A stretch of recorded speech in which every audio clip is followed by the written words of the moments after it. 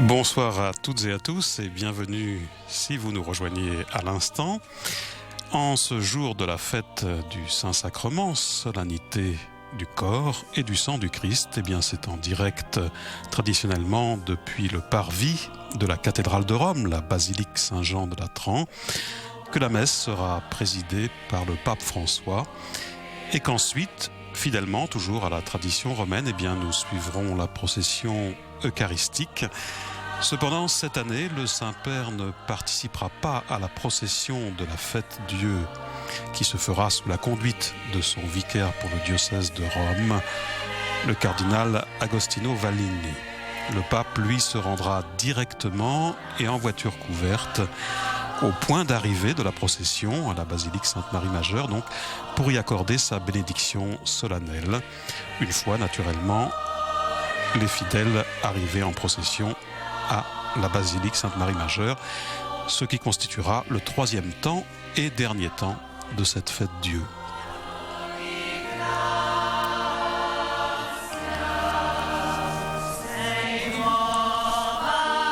Alors cette procession avec le Saint-Sacrement parcourra la Via Merulana, une très grande artère de Rome, de la basilique Saint-Jean de Latran jusqu'à la basilique Sainte-Marie-Majeure. Évidemment, une procession accompagnée par une foule nombreuse tout le long de ce parcours.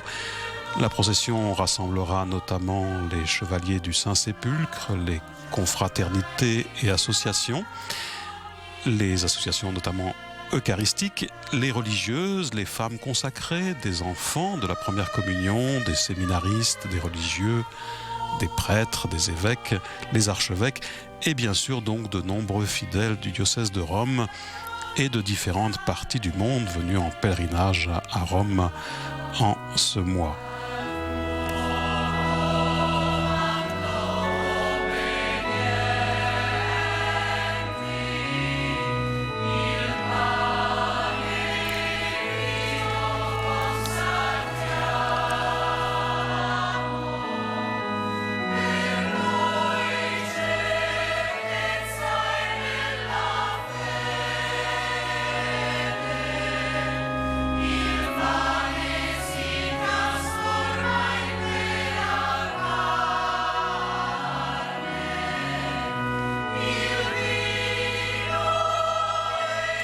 Non, selon le père Lombardi, directeur du bureau de presse du Saint-Siège, eh bien le pape a donc préféré renoncer à ce long itinéraire de la procession pour économiser ses forces en vue de ses prochains engagements, notamment son voyage en Calabre après-demain samedi. Et par ailleurs, je vous le disais, le pape préfère faire cette procession, ce trajet entre les deux lieux saints avec une voiture couverte, de façon à ce que l'esprit de la célébration, y tient-il, dans cette célébration, l'attention des fidèles demeure concentrée sur le Saint-Sacrement exposé et porté en procession.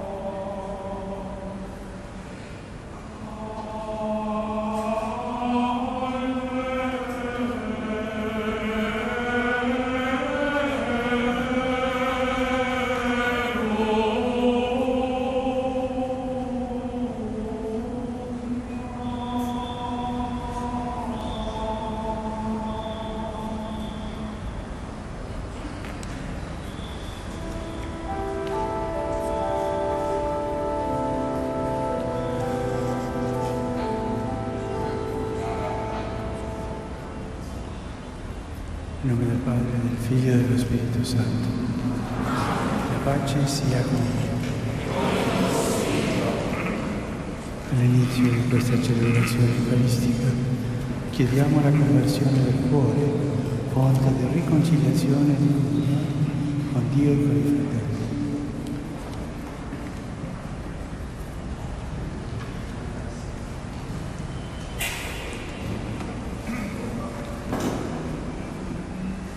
Confesso a Dio Onnipotente, a voi fratelli, in nome pensiero, parola, opera e missione, il mio corpo, la colpa mia grandissima colpa, e supplico la beata sempre Vergine, mia Angelissima, voi fratelli, di pregare per me. Dio Onnipotente abbia misericordia di noi, perdoni i nostri peccati e ci conduca alla vita eterna.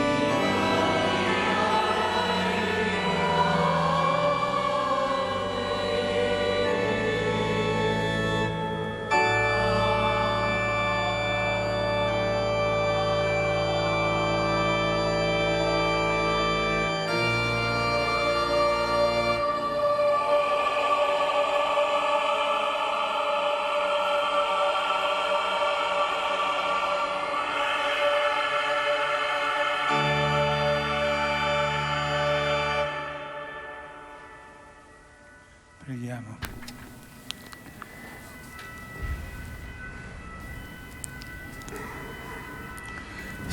Seigneur Jésus-Christ, que dans le sacrement admirable de l'Eucharistie, tu nous as laissé le mémorial de ta Pâque, fais que nous adorions avec une foi vive le saint mystère de ton corps et de ton sang pour sentir toujours en nous les bénéfices de la rédemption. Nell'unità dello Spirito Santo per tutti i secoli dei secoli.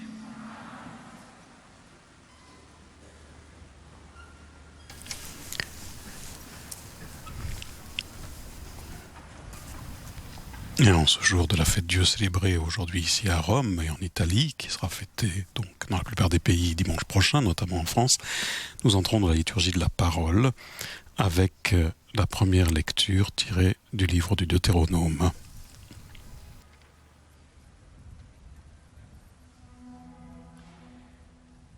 Dal libro del Deuteronomio. Moïse disait au peuple d'Israël, « Souviens-toi de la longue marche que tu as faite pendant 40 années dans le désert.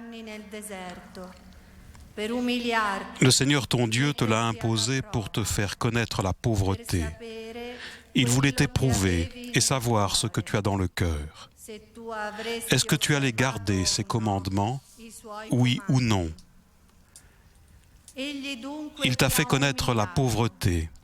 Il t'a fait sentir la faim. Et il t'a donné à manger la manne, cette nourriture que ni toi ni tes pères n'aviez connue, pour te faire découvrir que l'homme ne vit pas seulement de pain, mais de tout ce qui vient de la bouche du Seigneur. N'oublie pas le Seigneur ton Dieu qui t'a fait sortir du pays d'Égypte, de la maison d'esclavage.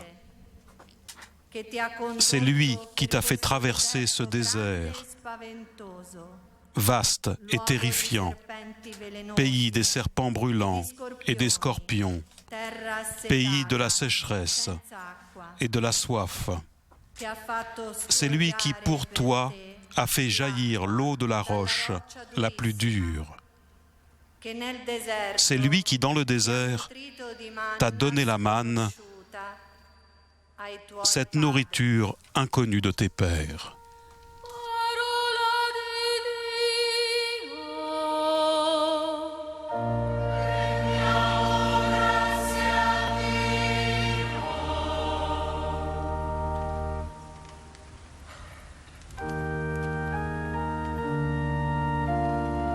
Et l'on répond à cette première parole par le chant du psaume 147. Glorifie le Seigneur, Jérusalem, célèbre ton Dieu au Sion.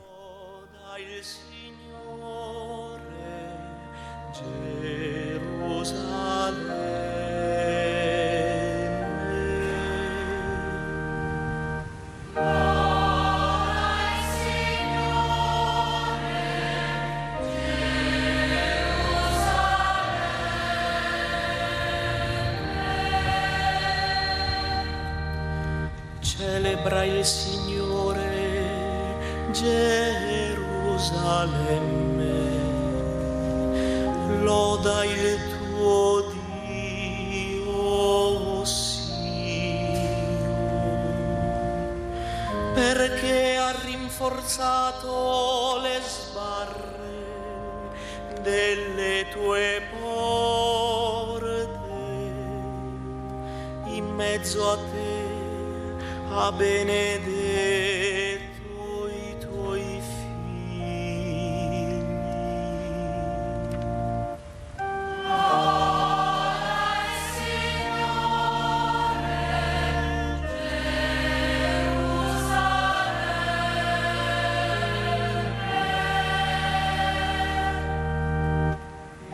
Egli mette pace nei tuoi confini e ti sazia con fior di frumento. manda sulla terra il suo messaggio, la sua parola corre veloce. Gloria Signore, Gerusalemme. Annuncia a Giacobbe la sua parola, i suoi decreti e i suoi giudizi ad Israele. Così non ha fatto con nessun'altra nazione, non ha fatto conoscere loro i suoi giudizi.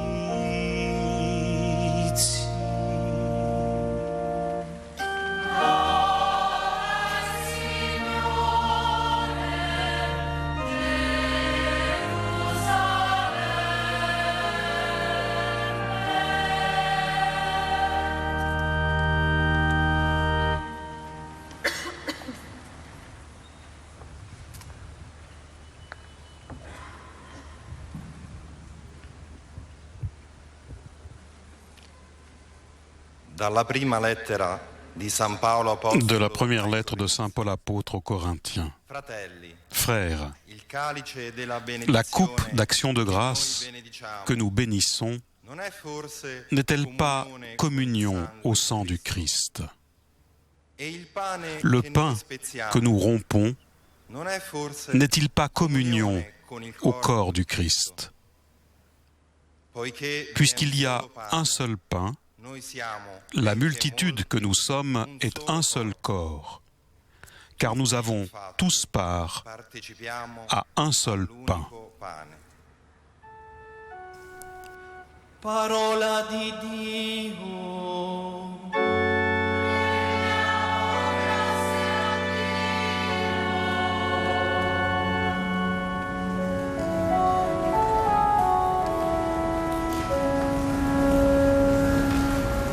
Gloria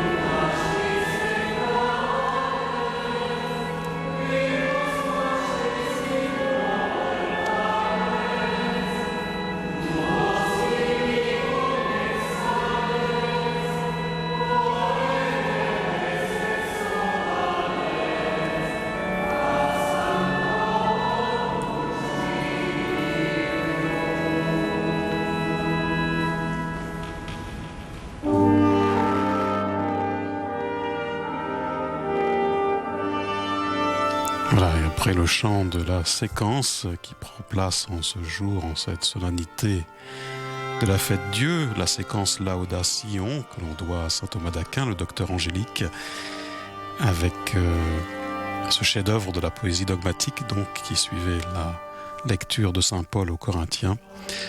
Nous acclamons maintenant l'Évangile. Je suis le pain vivant descendu du ciel, dit le Seigneur. Si quelqu'un mange de ce pain, il vivra éternellement.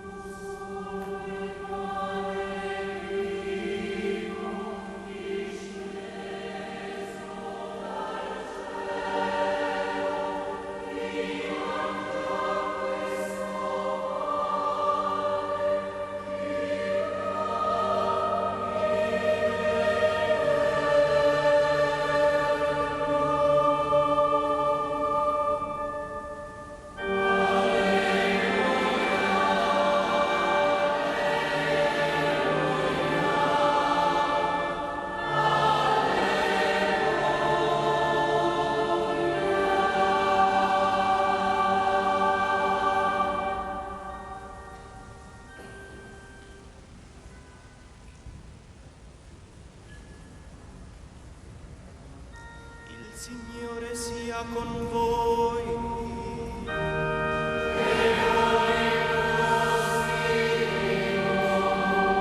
Al Vangelo secondo Giovanni. De l'Évangile de Jésus-Christ selon saint Jean.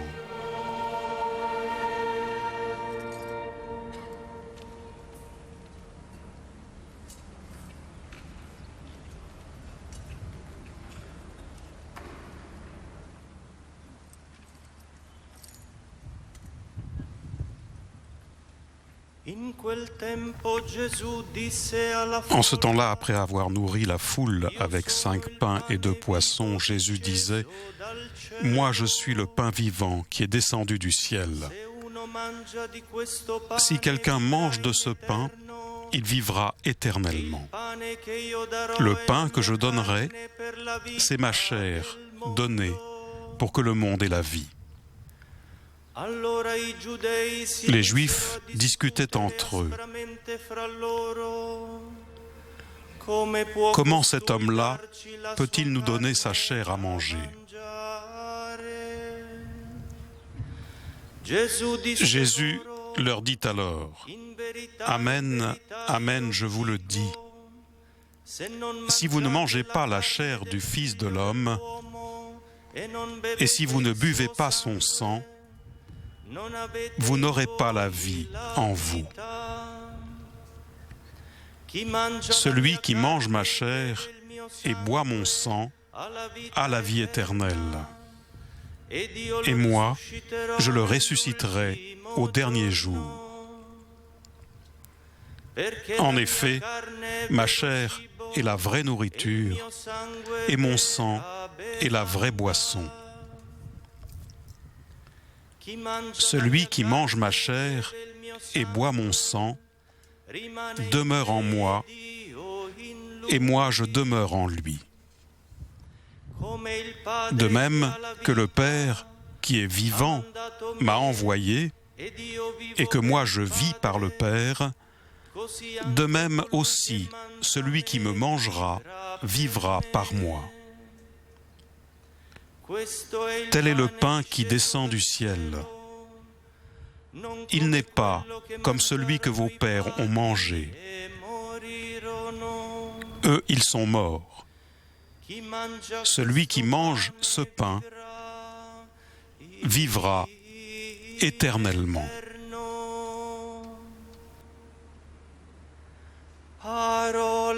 del Signore.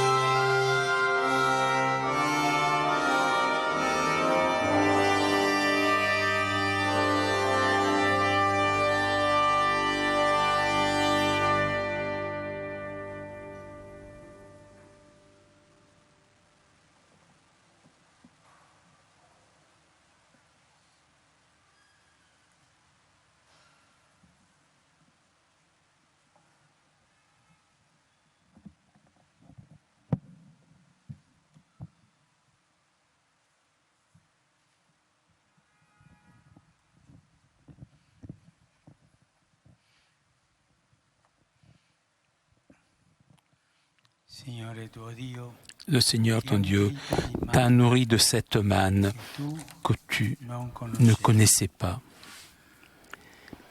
Ces paroles de Deutéronome font référence à l'histoire d'Israël, que Dieu a fait sortir d'Égypte, de la condition d'esclavage, et pendant 40 ans a guidé dans le désert vers la terre promise. Établi dans la terre, le peuple élu obtient une certaine autonomie, un certain bien-être et court le danger de oublier les histoires tristes du passé, dépassées grâce à l'intervention de Dieu et à sa bonté infinie. Alors, les Écritures exhortent à se rappeler, à faire mémoire de tout le chemin fait dans le désert à l'époque de la charistie et du découragement. L'invitation est celle de revenir à l'essentiel, à l'expérience de la dépendance totale de Dieu, lorsque la survie était confiée à sa main, afin que l'homme comprenne qu'il ne vit pas uniquement de pain, mais de ce qui sort de la bouche de Dieu. En plus de la famine, de la faim physique, l'homme porte en lui une autre faim, un autre désir, une faim qui ne peut pas être rassasiée avec de la nourriture ordinaire. C'est la faim de vie, la faim de l'amour, une faim, un désir d'éternité. C'est le signe de la manne, comme toute expérience de l'Exode, avait en elle aussi cette dimension, était une figure d'une nourriture qui satisfait cette faim profonde qui existe dans l'homme.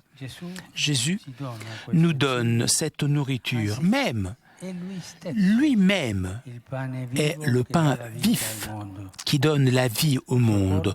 Son corps est la véritable nourriture sous la forme du pain, son sang est la véritable boisson sous la forme du vin. Il ne s'agit pas d'un aliment simple avec lequel rassasier nos corps, comme la manne. Le corps du Christ est le pain des derniers temps, capable de donner la vie, une vie éternelle, puisque la substance de ce pain est l'amour. Dans l'Eucharistie, on communique l'amour du Seigneur pour nous. un amour si grand qui nous nourrit avec lui-même, un amour gratuit, toujours à la disposition de toute personne affamée ou ayant besoin de retrouver, régénérer ses propres forces. Vivre l'expérience de la foi, cela veut dire se laisser nourrir par le Seigneur et construire sa propre existence, pas sur des biens matériels, mais une réalité qui ne meurt pas, les dons de Dieu, sa parole, son corps. Si nous regardons autour de nous, nous pouvons nous apercevoir qu'il y a tant d'offres de nourriture, des offres qui ne viennent pas du Seigneur et qui apparemment pourraient satisfaire davantage. Il y en a qui se nourrissent avec l'argent, d'autres avec le succès, la vanité, d'autres en cœur avec le pouvoir ou la fierté. Mais la nourriture qui nous nourrit vraiment et qui nous rassasie est seulement celui que le Seigneur nous donne. La nourriture qui nous offre le Seigneur est différente des autres nourritures. Et peut-être, il pourrait ne pas sembler aussi juteux, aussi bon que d'autres aliments que le monde nous offre. Alors, nous pouvons rêver d'autres repas, comme les Juifs dans le désert, qui regrettaient la viande et les oignons qu'ils mangeaient en Égypte. Mais ils oubliaient que ces repas-là, ils les mangeaient à la table de l'esclavage. En ce moment-là, ils avaient mémoire, mais une mémoire malade, une mémoire sélective, une mémoire esclave, pas libre. Chacun d'entre nous aujourd'hui peut se poser la question « Et moi, où je veux manger? À quelle table je veux me nourrir? À la table du Seigneur? Ou alors je rêve de me nourrir avec des aliments exquis, mais dans l'esclavage? » Chacun d'entre nous peut se poser cette question. Quelle est ma mémoire? Celle du Seigneur qui me sauve? Ou alors la mémoire de l'ail, des oignons, de l'esclavage? Quelle est la mémoire qui peut satisfaire, ressaisir mon âme? Le Père nous dit, « Je t'ai nourri de cette manne que tu ne connaissais pas. » Retrouvons la mémoire. Voilà notre tâche, retrouver la mémoire. Et apprenons donc à reconnaître le pain faux qui peut donner des faux espoirs, qui peut corrompre, puisque c'est le fruit de l'égoïsme, de l'autosuffisance ou du péché.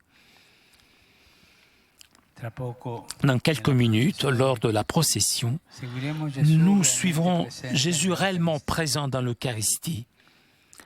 L'hostie est notre manne, par laquelle le Seigneur nous donne soi-même. C'est à lui que nous nous adressons avec confiance. Jésus, défends-nous, libère-nous des tentations de la nourriture mondaine qui nous rend esclaves.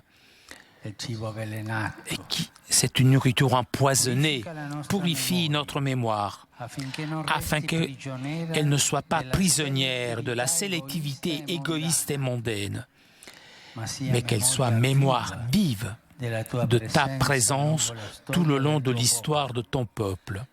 Mémoire qui devient mémorial de ton geste d'amour rédempteur. Amen.